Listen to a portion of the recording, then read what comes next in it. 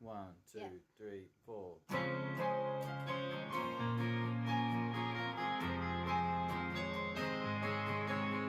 Welcome to the Immigrants and Exiles podcast, recorded at the Beachcomber Cafe in St Kilda. This week, Walter and Moreno go meta on their recollections of the past. Can creatives be trusted to give an unadorned statement of fact?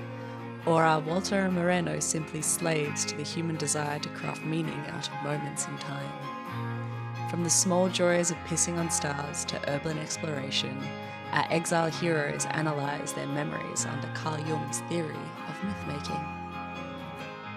Your hosts are Walter Musolino and Moreno Giovannoni. Technical production is by Laura Wild.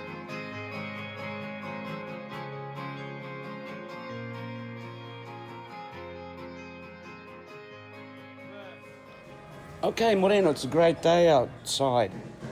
A bit windy, a bit grey, but pleasantly warm. Where are we, Walter?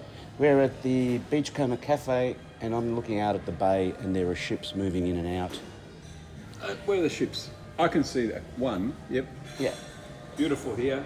It's like Death in Venice, the film by Luchino Visconti. The scenes they filmed on the Lido in Venice. The fluttering pennants. That's right. We have fluttering pennants here. It's magnificent. I feel like I own the place. I feel very rich when I come here to record podcasts with you. That's right. There are definitely orange pennants outside, but we're not doing penance. We're not doing penance. We're not even doing confession. Walter. We're doing memories, dreams, and reflections. Don't get literary on me. Come on. I'm not getting anything on you. Anyway, I thought this morning while I was waiting to come here, we've been talking about re-exploring Italy. Yes. And suddenly I had three ideas, and I've titled them all under the general heading of night visions. Do you find a heading is necessary? I mean, Well, why are that's you looking for part of my headings for? academic background, you know. Okay. I deliver a lecture or something, and there's a heading, there's a topic. memories, dreams, and Reflections I think from Jung. This was Carl Jung. I had a book. That's right. I think it was more like a collection of his writings. It's his autobiography. Is that what he called? Okay. I think he started writing it when he Fair was enough. 83. Yeah. Okay. Following the insistence of many people. I've got time then. Okay. Yeah, plenty of time. Plenty of time. At least a couple of years. Yeah. So, go. what's the first night vision that came to mind? Night vision. Yeah, night visions, because they're all about things that happened at night. These are things that happened at night Over when you were in Italy, when I was in Italy, and visiting as a child or a young man. even up till 2024. And Okay. In fact, the first one starts in 1994 Okay. in the mountains of the Abruzzo Yep. with the Maiella as the background. The Mayella is what? Maiella is the big mountain Okay. that dominates the mountain range. Yeah. It goes up and down the spine of the Abruzzo. Yep. In 1994, Rosemary and I were visiting. Rosemary's your wife, Walter. People have heard that before. Okay. I've known many women. Okay. One of her cousins, Melina, and her husband Pietro, who lived in the Yeah. old part, and she still lives on her own now, The in the old old part part of of the what? village called Palombaro, Lombard. said to me one night, Walter, let's go to that abandoned house a couple of doors down. And I said, are you sure it's abandoned? Yeah, there's nobody's been there for years. Yeah. It's fascinating. So they took me down the road. They pushed the door open, which creaked like one of those American horror movies. Yes. And inside there were old lamps hanging down from the ceiling. Mm-hmm. And there were books strewn everywhere, as if people had squatted in it. Yep. And I said, well, what are we doing? Is this stable? Because the house, built in the 19th century, was built right against the cliff face. Okay. So I don't know how it was hanging there, but anyway, it was reasonably solid. And they said, we're going to see something fascinating. And I said, fascinating what? Yeah. I said, there were going to be lights appearing soon, around 9:15, 9:30. Vedrai, Walter, delle luci veramente strane. Oh, and I thought, oh God, these people who are derived from or descended from peasant backgrounds. Yes. sure enough, sometime at around 9:15 or 9:30, a light appeared over the top of this mountain, like a round light. It just appeared, like it rose up. You're in the house, We're in the house. but you can see the top of the mountain. Oh, yeah. The top, And that's where the light is. the light, yeah. The mountain absolutely dominates Yeah. one of the backgrounds of, Okay. of this village. Yeah. And I said, no, wait, there are more. And so we waited, and sure enough, another 2, 3, 4 of these lights appeared, and they kind of hovered, balancing and going up and down on invisible trampolines. But then they went crazy. They went crazy like somebody was invisibly throwing luminous balls. And they're going left, right, up, down, left, right, never crashing into So each you've got other. lights zigzagging Yeah, over the zigzagging top of this mountain over in the top of this distance. Yeah, the You're mountains. listening to the Immigrants and Exiles I don't know, podcast. maybe 20 The kilometres song away. you're hearing now It's not that far, but is Will I yeah, Ever? but so they don't look as if they're right overhead. They're just slightly at a 45-degree angle from your eye line. And it was like this amazing laser light show, but there were no laser beams. Yep. And they said, "See, what do you think it is? What do you think it is?" I said, "I don't know. I've never seen anything like that before. Not in the country in Australia, not anywhere else in Italy, not as a child." And it went on for about a quarter of an hour, and then they all disappeared. That was stunning. I do not know what to call that except alien encounter. It was something completely alien to my normal experiences. Have you ever had an experience like that? No. Oh, And I find it hard to believe that you did too. it definitely happened. And it happens every night? Oh, that's once a week? been going on regularly, most nights, at least during that period. What did they think it was?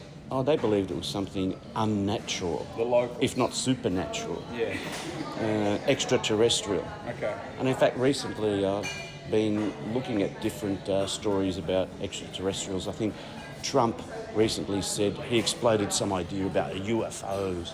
That people have known about UFOs from Nixon, Kennedy, going backwards to Eisenhower and Truman, and Area 51, Roswell, and all of that stuff. Yeah.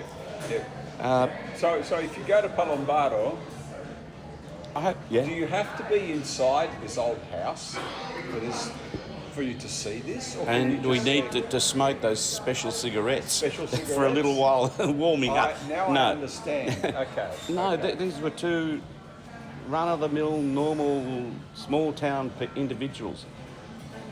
They honestly didn't say anything about what they thought other than they were amazed. And I said, I don't know, it's probably from the local Air Force base, something going on. But, it was strange because the only planes that I know that could do something like hover are Harrier jets that the British designed. The ones that they take off vertically. yeah. Yeah. Helicopters possibly, but not at the speed with which these things were going. Okay. Yeah, it was like a ping pong. Back in the 70s, Yes. there was that ping pong game. Computer game. Yeah, you could play against it. Pong. It was like tennis, ping, ping, Yeah, ping. yeah. And it was like that. It was really crazy. You cannot forget something like that. But I've never experienced it. No abduction, no encounters of any kind. Yeah. That was 1994. Yeah.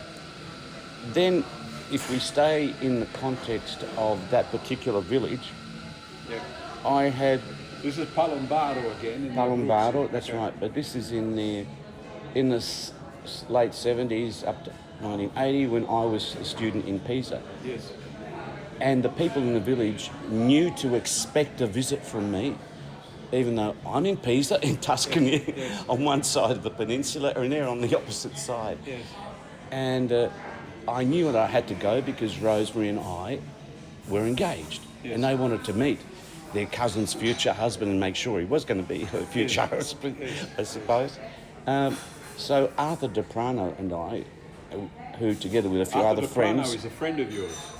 together with I that's know right. Arthur too. Yeah, we did a podcast with him. It was We did. incredibly. He was kind of at uni with us, wasn't he? He did. He's an electronics Yeah, engineer. you knew him more than I did. Yeah. Okay. He was the last of the friends to leave Italy. We travelled around Europe together, 5 or 6 of us. Yes. And Arthur said, yeah, I'll come with you. So, To Palomba. yes, so we went to Rome, caught a 3-hour train across the Apennines to the provincial capital called Chieti. Yes. We had to wait till 2 o'clock in the afternoon Yes. to catch a bus that did the rounds of the mountains, Yep. dropping off kids from school. Yep. We had lunch in Chieti where I made a boo-boo because Arthur very kindly offered me a glass of wine, and I don't drink, and I really don't like drinking at all. And he got a little bit offended, and I was going, no, I don't want it, Arthur, or Walter, but you know, if somebody offers you a wine and you're having a meal with them, it's courteous, you know, it's no, Arthur. And I felt so guilty later. He looked a little bit so Arthur, forgive me, I've never forgiven myself that. At 2 o'clock, we go to the main piazza to catch the bus. The bus is crammed like sardines in a can with the bodies of young kids waiting to be dropped off home. And they're very smelly. I don't know. All I saw kids was are the door opened, Yeah. and we looked up, and there was some guy's bum and his legs on either side of the steps up into the bus. Yes. And I said to Arthur, we've got no choice, this is the only bus, we've got to get in. So we stuck our heads in and swam through the cave of these legs that were like arches, and then turned right into the corridor. It's full of kids, and we kind of pushed and got to the middle of the bus. The bus takes off. We're talking in English saying, God, how long is it going to be, you know? Yes. I think they said at the ticket office about 2 hours. Yeah. God almighty. Anyway, some of these kids say, ma che siete tedeschi? Yeah. Siete tedeschi, ma che lingua parlate? So they're asking if you're German. Yeah, and so we started speaking. Ma allora siete italiani? Sì, ma siamo dall'Australia. Allora parlano l'inglese. Ascolta. You know, this silly conversation started happening. Yeah. We finally get to the village, and all the Rallos are there, Rosemary's Rallos, and they take us at the end of the day to sleep again in the old part of the village, which we discovered subsequently had been for decades slowly crumbling as the mountain broke off at the lower slope. Yes. But they housed us there. Virtually nobody else lived in that part of the village. You know, they housed you in what? They housed us there to sleep in an old apartment. Which was empty. Which was empty, yeah. Right, okay. And I titled this story The Urn, or Michelangelo's Sistine Chapel. Okay. What's that got to do with? Well, the urn was, because it was winter, was in the middle of the bedroom that Arthur and I were given. Yes. That was the second time that Arthur and I shared a bed, but that's another story. Yes. He's a good person to sleep with, Arthur, because he just goes to sleep straight away. And he sticks to his side of the bed. And yes, and that's usually the middle of the bed. So if the mattress is broken, as it was in Strasbourg, he fell asleep and he just rolled down to the middle of the mattress. And I was like a cat holding onto the side of the bed going, and occasionally I'd fall asleep and I go, oh my God, I'm on top of Arthur. And then the next morning I said to Robert, another friend, Robert, you're in the bed with him tonight. I'm getting the single bed. Anyway, we had this massive urn. It was glowing with heat, and we opened it, and it had all these beautiful embers. Yes. And although it was very cold outside, we're up in the mountains, there's snow, that warmed us up beautifully. So this is like a fire. Yeah. But was there smoke? No smoke, because they were just the embers. Just the embers? Yeah, so they'd heated up. So probably during the night, they died out. Right. But it was amazing. And it was so silent. Yeah. But before we went to bed, we just went outside. There was a little piazza right at the bottom, and we just stared at the sky. Where was Rosemary? Oh, Rosemary's in Australia, of course. Oh, but you were visiting her relatives. Her relatives, yeah. I was a student. They wanted to see you. Yeah, they wanted to see me. How long were you in Italy on that trip? I was there for one academic year. Right. Okay. I was supposed to stay longer, but by then my parents had decided they weren't going to be moving back to Italy. Rosemary was here. Rosemary was going to come over and get a job in the Australian Embassy as soon as she finished her articles. Yeah. But on one of our numerous calls, I said, don't worry about coming. I said, if you come here and we get married here, my parents are over there in Australia. Your parents are over there in Australia. You can't do this. Said, if we do it here, we're going to have kids. We'll never go back. That's right. So but- anyway, finish telling me But the about amazing urn. aspect of this, well, we went outside for a bit. We're really, really freezing. But the stars, they were like icicles. I'd never seen so many stars, except maybe somewhere around Benalla one night. Yeah. And I thought, this is Benalla what... is a town in Victoria, yeah. In the northeast. Yeah. Yeah. And I was stunned at how they looked like a magical painting. Yeah. There was almost no blackness. Yeah, It was so just this- light everywhere. You're out in the country, right? Yeah. It's pitch black. Yep. You don't have a lot of light pollution from city lights or anything like that. So No, you absolutely can see not. the sky. You can see the stars. Oh, it's fantastic. And I just Yeah, thought of yeah. when I'd seen Michelangelo's Sistine Yeah, Chapel paint, right. and all the figures there, completely different because it's all full of colour, there's no light. Yep. I Look, thought where I grew up in northeast the divine Victoria- creation. Yeah, of course. Yeah, I know. It's a little bit of an illusion, really. It's just heavenly bodies, that's all. But when I was a kid, growing up at Buffalo River on the tobacco farm, I would go out at night to have a wee. And I used to look at the stars, and I used to wee at the stars. And then realise your feet were wet. No, and I'd try to hit them. I'd pretend I was peeing on the stars. Oh, come on. It was magnificent. I loved it. I loved it. You saw lots of stars. So Palombarro and Buffalo River have stars in the sky. Oh, just Okay. it's. I want to travel. If there's one dream, a real calling I feel, is to take off to the stars. I don't know to do what. I'm just called to the stars.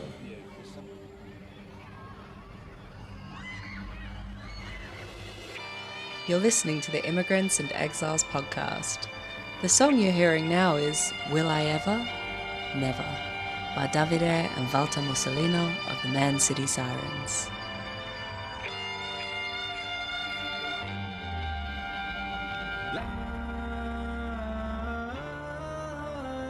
It's complicated now. She says to me, corruptingly, there's no doubt about it, there's no doubt about it. She came to me. She says that she's sorry, I don't think that she's sorry. She came to me. She says that she's sorry, I don't think that she's sorry. Will I ever love again? Love again? Will I ever love again?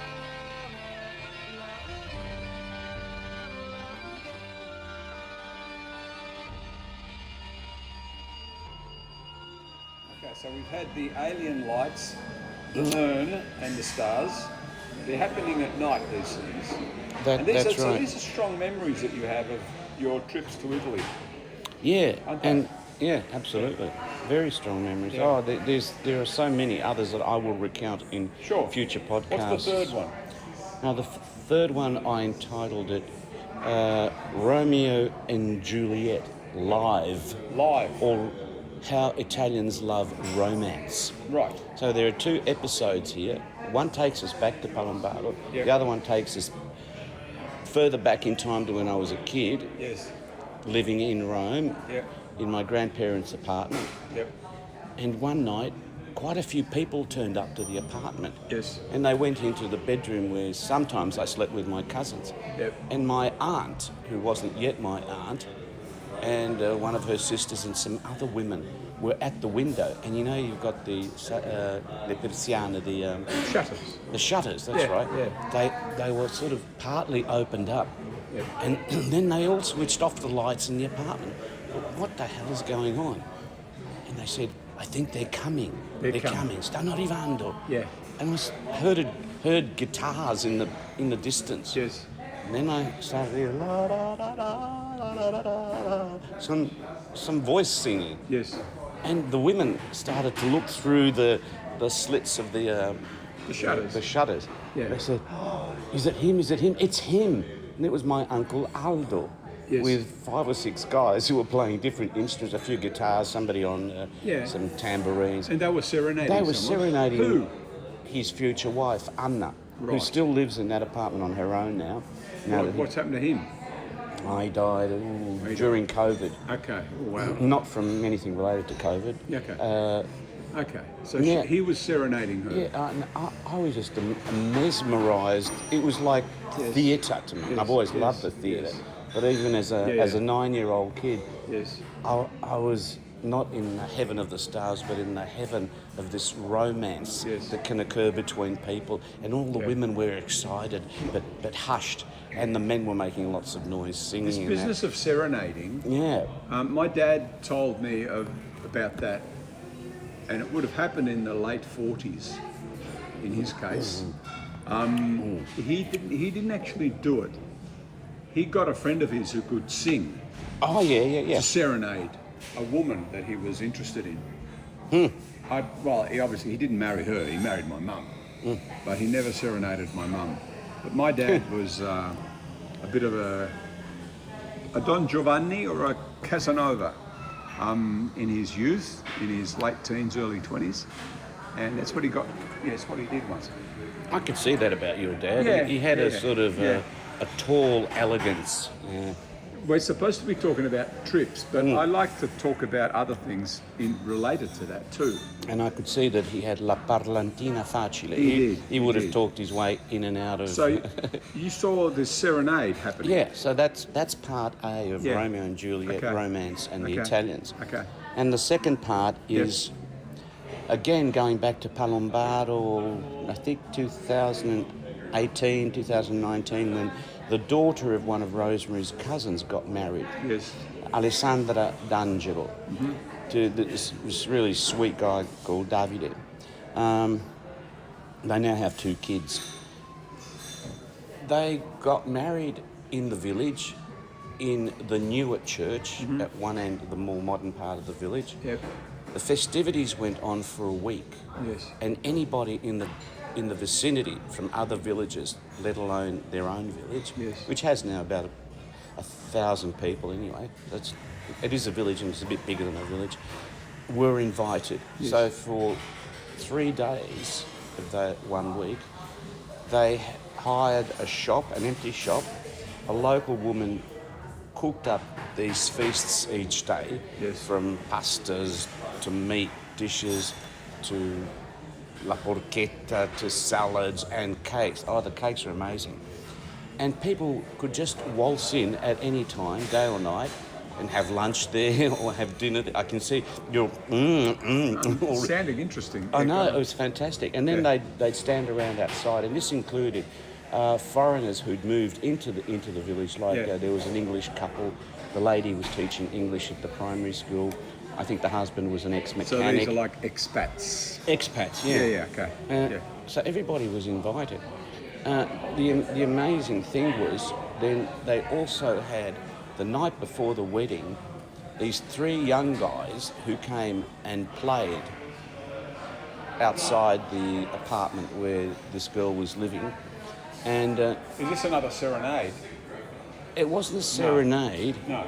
It was a serenade meets, I don't know, town dance or something or other. Yeah, and everybody who wanted to was just dancing around. Yes, And one of my sisters-in-law, who was not the one getting married, she's Sarah, Camello's wife, she just took over. It was her wedding as far as she was concerned. Yes, She kept dancing, you know, come on everybody, you know. And I was just so uplifted by the joy that Italians want to create This is different the to the drop of a life hat. that you knew in Australia, in Oh, the yeah. suburb like Pascoe Vale or wherever it was you lived, and those places. It's not And this poor girl, she broke her ankle. Which girl? Alessandra, who was getting married. Right. She broke her ankle before the wedding. Right. So she had it all strapped up, and she had to wear, I think, Converse under her wedding dress so that she could walk. But it was a beautiful wedding, and again, the streets were full of people. Yeah. we then went after the wedding. Yeah. We drove 40 minutes to some larger little city where they had this amazing spread of food. Yep. It's shocking, really. They had fresh fish. The men, or a group of the men there, there must have been at least 100, 200 people. So I think her parents spent 20,000 euros on this wedding. It's Wow. stunning. Yeah. While some speeches were still being made, Yeah. they got up and rushed and completely devastated the fresh fish part of the You mean they ate the food? yeah. Okay. So when everybody else got up, yeah. the fresh fish had gone. Gone. Okay. They ate all the fish. Yeah, these guys, you know, Yes. completely remorseless and without conscience. But fresh. It was cooked. What? Well, they ate the fresh. They ate the raw fish. What are you talking about? I don't know. I never saw the fish, didn't but see it, all okay. the fish was gone. fish was gone. There's one section of this massive table that was empty. Yeah. Anyway, we stayed there till 2:30 in the morning. Yes. Just a few of us left. Rose and we were saying, "Come on, let's go." Yeah. And I got on stage as well and was playing with the band and singing. It was. I did not want to go home. Yeah. I did not want to, but we did go home. Yeah. However, I just like to, after all of that, I'd like to go back a step and say that one of the other nights when they were celebrating this girl's During this week-long wedding, yeah, they had one of the nights when they had a party on the streets. By about 11 o'clock, 11:30, the older couple, the parents, grandparents, they had all gone home. Oh, we had a bunch of, I don't know, 30, 40 young ones. The young people. Yeah, and the young you. people, and me, another young people. You weren't young. Oh, of course I'm young, No, Moreno. It's okay. Moreno, I'm going to bury you so many times. You know that peeing thing? I'm going to pee on your grave The and only say, thing I Moreno, hang around- I am aiming at the stars right Look, now. The only reason I'm cultivating your friendship is I've got one person who'll come to my funeral. Come on.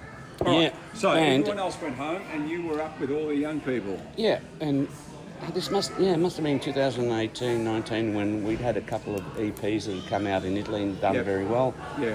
And one of the guys there said, Walter, why don't you go and get my guitar from upstairs? Yep. And I was like, whoa, ma perché? Yeah. Come on, we want to hear some of your songs. So I've learnt now not to say no, just go and do it. Yes. So I went up, got the guitar, came back down, and I started playing some of our songs. And one of them said, ma lo sai, io le comprerei queste canzoni. Yes. Ah, sono belle, belle. Yes. You know, of course they were half pickled by now. Of course. You know, but they danced and that, and it went on till about 3 o'clock in the morning. And then especially the girls I noticed were saying, andiamo a casa, come on, your fiancés, girlfriends, whatever. So they all slowly wandered off. Yeah. And sometime after 3 o'clock, I realised that I was standing there alone on myself with my guitar, and I thought, now what am I going to do? Because I'm a bit of an insomniac, so 3 o'clock, I could have gone on till 6 o'clock in the morning. Yeah. And But you need an audience, don't you? yes, you need an Of audience. course, I mean, yeah. I was up till 2 o'clock this morning playing Yeah, guitar yeah. in the bedroom, and I looked down the street, and it was illuminated, this yellow street going off into the darkness, but with the lampioni, the street lights, Yes, the overhead yes, lights, which yeah. are held together by crisscrossing wires, you know. So they And kind of hang there. they don't hang there, and Yeah. this is my Fellini Amacord Yes. moment. Yes. And I looked and I thought, well, I guess I better go home too. And I put my guitar on the back of my shoulders like a cowboy, and I And just walked walked off. off down the street, and Yes. I was, you said heavenly bodies, I was in heaven. Yes. I was so satisfied and so happy. And I thought, I would be a full-time muso here. Look, this is actually, Walter, this is something I find typical of you. Oh dear. How you can live inside a fantasy that you create there and then. And you live Memories. inside it. What? Memories. No. Well, No. whenever at the time that it 'Cause- happened, right? This was something that you had somehow your head had constructed this little fantasy, and you're walking down the street of this little village. Street lights hanging from crisscrossing wires in the middle of the street, overhead, swaying a bit, and there you are with your cigar, your guitar over your shoulder, Cigar. Yeah. and walking along. And that's That's the memory, right? That's the memory. yeah, that's the And- memory. and- but and- at the time, you would have felt something And like it- that. I How felt did you feel at the time? a little bit nervous having to perform for these young At the people. time when you got But to the point I where enjoyed everyone it. had gone home, you're on your own, you got the guitar, you're I walking down felt the street. gassed up on life. Of course. Right? I was you very gassed happy. yourself up. I did not gassed- gas myself up. You gassed up. No, I was just so happy. It was Yeah. like so many moments Yeah. when I feel the joy within me Yeah. just gets released. Yes. It doesn't take much, does it? No, not for Doesn't me take anyway. much. No, same here. Same here. Doesn't take much. And I live in the moment intensely, you know. Yeah. Like one of mine is, like I said, when I was a boy, pissing at the stars in the pitch black countryside in northeast Victoria. Look up, there's stars, you're having a wee, bang. You know, it's fantastic, just fantastic. Yeah, it is. And Or lying on a riverbank in the shade, it's a sunny day. I used to lie on the riverbank with a fishing rod, the line in the river. I just lie there and fall asleep. yeah, And it was great. And I'd wake up, see the clouds, and I just then go back to sleep again. well, when you recollect it, Yeah. I, as you know, I've been dipping back into that Carl Jung book, Memories, Dreams and Reflections. Yes. And I got as far as the first chapter, and I read his introduction, where he explains, he confesses that he understands memories to be myth-making, Okay. because you invent life, the past, as you experience it, not as it was, but as you experience it, which So you- means it's a construction of your own. Okay, so this is something your mind Yeah, constructs. yeah. You don't talk about it in terms of the truth, this is what really happened. Forget anything like that and say, this is what I remember. Yeah. This is my memory. That's right. All truth is subjective. Yeah. You know, that's why these days they even put a caveat on so-called eyewitness memories, you know, Yes. of events. So what does he say is happening? What does Jung say is happening? As people recollect selectively, or the Yes. mind starts Yes. to choose on Yes. what basis or criteria, I don't know, Yeah. it starts to myth-make Yes. things that may or may not be true, but which are pleasing to the individual mind. So the individual identity you see, Yeah. and not only yours, but the identity of the place, of the people, Yes. is purely fictional. It has a basis in reality. Look, I tried to tell people this about my book, The Immigrants. Yeah, I remember, but And they, like even now... Over their heads. No, they think it's all real. They think, this is what happened to you. It's a memoir. And I say, no, it's not. Because, you know, first of all, after 50 years, Yeah. because I write about things that happened 50 years ago or more, everything, as far as I'm concerned, everything is fiction, okay? it is. So I agree with Jung that these things are made up from bits I remember, what I want to remember. I've positioned things the way I want them to be. But people will still say, no, it sounds like a memoir, it's biographical, so that's what it is. It's not fiction, it's not a novel. And people will believe that, and so you've got to let them believe what they want to believe. Yeah. You know. But I understand what Jung is saying there about memory, definitely. Yeah. Well, people, for some reason or other, I never quite understood, enjoy simplification. Yes. And yet, Well, of course, then that makes sense. while they're giving their own interpretations, Yes. those interpretations can become more and more muddled and complex. Yes. Yes. And kind of Yeah. tangled in biases where Yes, you'd like to yes. say, okay, stop everybody. Yeah, This is a therapy yeah, class, right? yeah. Let's analyse how easy was it to categorise Yep. what we said we were going to talk about, Yeah. and yet now it's exploding into all these Sure. clashing perspectives. Yeah. You know, haven't you thought about how it's you being an author like Moreno or Yeah. Walter writing a song or whatever, Yeah. you're just inventing something in the moment. Yes. Well, that's exactly what I did with both my books. One set in Italy, in my ancestral village. These are memories. I didn't actually live there for very long. I lived in my village for about 2.5 years on one occasion, and 1 year a few years before that. So a total of 3.5 years. And when I turned 60-something, I wrote a book about it.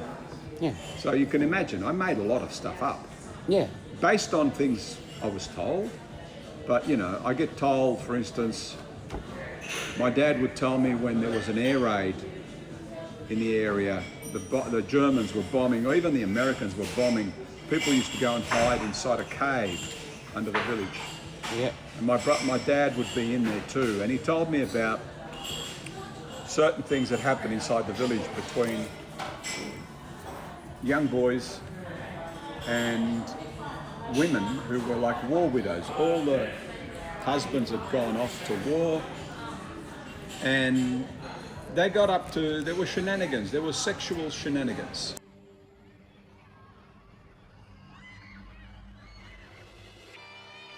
Thanks for listening. We'd love to hear from you. Share your stories, your feedback, or just let us know you're there by leaving us a review on Spotify, or by emailing us at immigrantsandexilespodcast@gmail.com. You can also find us on Instagram and Facebook at Immigrants and Exiles Podcast. It's complicated now. She says to me corruptingly, there's no doubt about it, there's no doubt about it. She came to me. She says that she's sorry, I don't think that she's sorry. She came to me. She says that she's sorry, I don't think that she's sorry. Will I ever love again? Love again? Will I ever love again? Love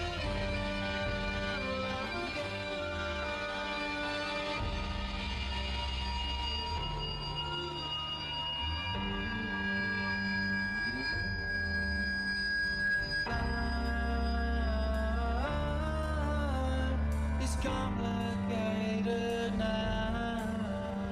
She says to me corruptingly, there's no doubt about it, there's no doubt about it. She came to me. She says that she's sorry, I don't think that she's sorry. She